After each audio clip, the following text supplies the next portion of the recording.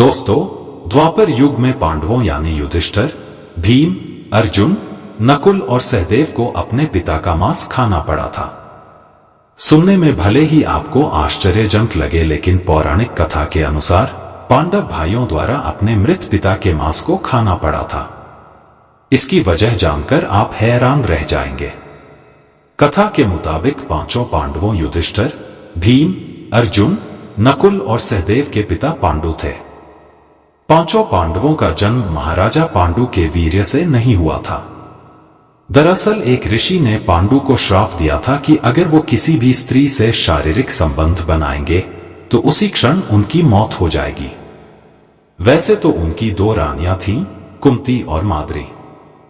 पांडु के ऊपर ऋषि के श्राप का इतना खौफ था कि उन्होंने कभी कुंती और माद्री के साथ शारीरिक संबंध नहीं बनाए।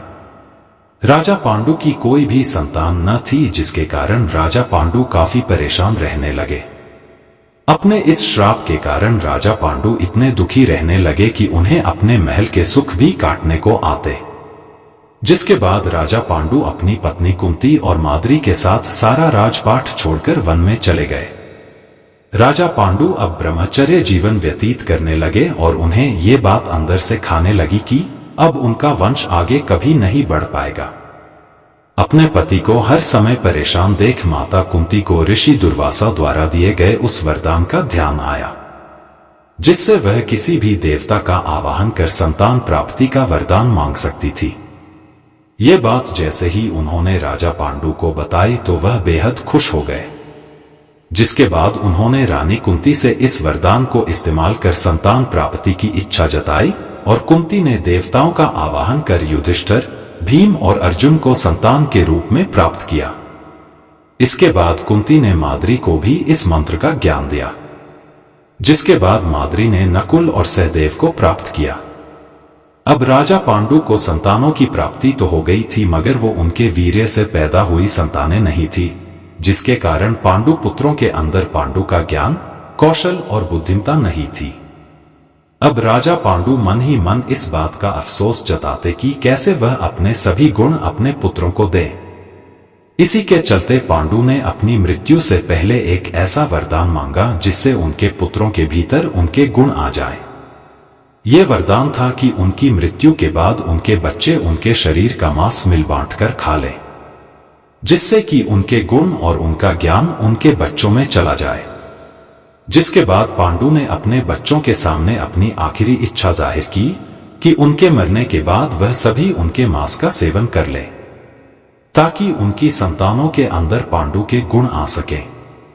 इसके बाद एक दिन जब राजा पांडु और रानी माद्री वन में घूम रहे थे, तो वह रानी माद्री को देखकर अपने ऊपर नियंत्रण न कर पाए और जैसे ही पांडु ने माद्री के साथ शारीरिक संबंध बनाए, वैसे ही पांडु की मृत्यु हो गई।